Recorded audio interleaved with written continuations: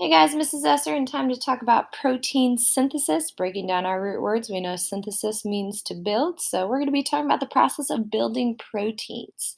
Protein synthesis is also known as genetic expression or gene expression.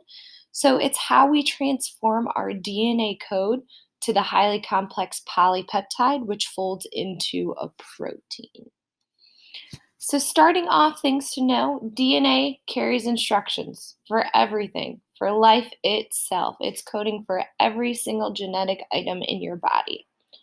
Within our DNA, we have these small segments called genes, which could be turned on or off, and they are going to code for a protein, and a protein will be coding for your genetic trait. So, there's two steps to talk about in this protein synthesis or gene expression unit. The first, transcription, taking DNA and forming mRNA, and then translation, which would be reading that mRNA to create a polypeptide chain or a protein. So, why RNA? Why is RNA essential? Well, DNA can't leave the nucleus. It's too large. It's that double helix shape. It won't fit outside of the nuclear pores. So, we take our DNA, we break apart those weak hydrogen bonds, and we create mRNA off of the DNA. So, we think of the DNA as the template to build the mRNA or the messenger RNA. So, this process in and of itself is called transcription. Everyone always forgets where transcription takes place. It takes place in the nucleus. I'm taking DNA and I'm forming mRNA. Where can the DNA not leave? DNA can't leave the nucleus. Therefore, transcription takes place in the nucleus because DNA is a part of this process. So, how does it occur? Our DNA unzips due to this enzyme called RNA polymerase. The RNA is coded for, it's not RNA polymerase, typo.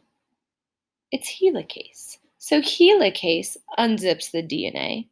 Then the RNA is coded for using RNA polymerase. Poly meaning build, RNA polymerase, I'm building. So the helicase unzips the DNA. The RNA polymerase builds the RNA. And then the mRNA leaves the nucleus. So our big rule here is there is no thymine present in RNA. Instead, we use uracil. So uracil is present, that giant U. So here's some practice. So I have my DNA. Remember, T normally goes to A, T, C, G. So here for my DNA, T will go to A because mRNA has A. A then, well, A normally went with T in our DNA, but instead we're going to put a U in its place, and then C's and G's still go together. So here's our example for practice 1. T goes to A, so I'm making my mRNA off of this DNA template. T to A to U, C to G, G to C. A normally would be a T here, but I'm going to put uracil since it's mRNA. So here's my mRNA strand. So pause this video if you need to take a look at that. If not, I'm going to continue on to the next slide and give you a practice problem to look at. So here's practice problem 2. Pause the video, see if you can write down the answer. C goes with G, G goes with C. T will pair with A now will pair with U because uracil is in our mRNA. There's no thymine present. So pause it. I'm going to keep going. Here's your answer for practice 2. C to G, G to C, A to U, T to A. So we can see our pairing, taking that DNA template and forming our mRNA. So what you just modeled is transcription. I'm taking my DNA and I'm forming messenger RNA. So now my messenger RNA leaves the nucleus, it travels through the cytoplasm, which is just the background of the cell, and it's going to attach to my ribosome or my rRNA. So at the ribosome, translation takes place, which is the decoding of that messenger RNA into the polypeptide chain. So every mRNA is going to start with something called a AUG or a start codon. So a codon is a pair of 3 nitrogen bases on mRNA. So AUG means to start reading. So whenever the ribosome sees AUG, it's going to start reading the mRNA's message. So as each codon or each triplet of mRNA moves through the ribosome and is read by the ribosome, we have tRNAs that are flying around the cytoplasm, and they are going to drop off an amino acid. So once I saw that AUG form, a tRNA came, it dropped off an amino acid, and it left to go get another one. Then the next codon or the next three mRNA bases arrives, and another tRNA comes and drops off one amino acid. So remember, there's 20 different types of amino acids.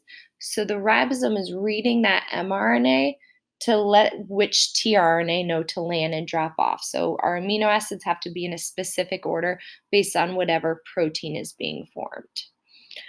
So here's a modeling of translation if we were to do this on paper. So our proteins are made of amino acids. So we already did the DNA to the mRNA transcription, transcribing the mRNA. Then for my mRNA, I had these in pairs of 3 or groups of 3, a codon. So I'm first going to read this AUG, which codes for the amino acid MET or methionine. We just put the first 3 letters, we shorthand it. My next codon of mRNA, CGU, will code for the amino acid ARG. My third codon, GUA, codes for the amino acid VAL.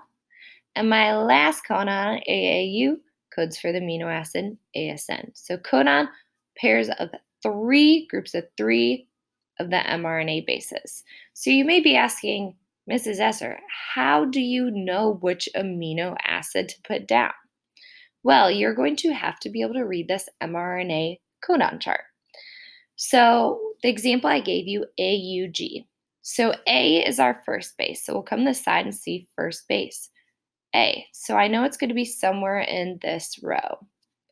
Second base is U. So I'll go to the top where it says second base and I see U.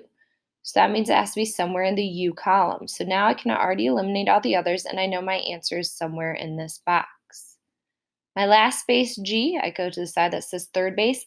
An important part, make sure you pick the G that aligns with your first base. So I can't pick this one up here because I didn't start with a U. Since I started with an A, I'm going to pick this G. And I'll move across, and MET was my first amino acid. So let's do another example. I'm going to do UAC. Pause this if you want to try it on your own. So my first base, U, somewhere in this row. My second base, A, somewhere in this column, but I can already eliminate the other ones because it has to overlap with the U, so I know it's somewhere in this box. Third base, C, so I find the C that goes across from my first row. So I know TYR is going to be my amino acid. And then a stop codon, so whenever the ribosome sees UGA, UAA, or UAG, it's going to stop coding for that protein and release the mRNA. If you were asked to find an anticodon, it's whatever the opposite of the mRNA is. So the anticodon will always be on the bottom of the tRNA. So it's how the tRNA knows where to land. So if an mRNA came through with AUG, the tRNA that has UAC would land to drop off its amino acid. So the anticodon is on the tRNA, and it's how the tRNA knows how to land and drop off its amino acid. So just a reminder, protein synthesis, protein, polymer of amino acids, synthesis to make, to create. We have this great gift from my favorite sisters, the Amoeba Sisters. I hope they don't mind I used it. Great videos to watch. We have step 1, transcription. I take my DNA and I make mRNA. So if you're thinking AP, we have initiation, starting the mRNA, elongation, we make it longer, termination, we finish, and that mRNA is released from that DNA so that DNA can zip back up. After that, we have step 2, translation. So here I have my ribosome. My mRNA goes through, and we have extending to AP, APE. The A site, first my tRNA binds, so I can see my mRNA was UUU. So here's my codon. If I want to find the anticodon, U goes with A, so AAA would be the tRNA that attaches. P, it drops off that amino acid to make the growing polypeptide chain. And then E, it will exit. Notice it no longer has an amino acid, so this tRNA is going to have to go pick up more amino acids from the cytoplasm.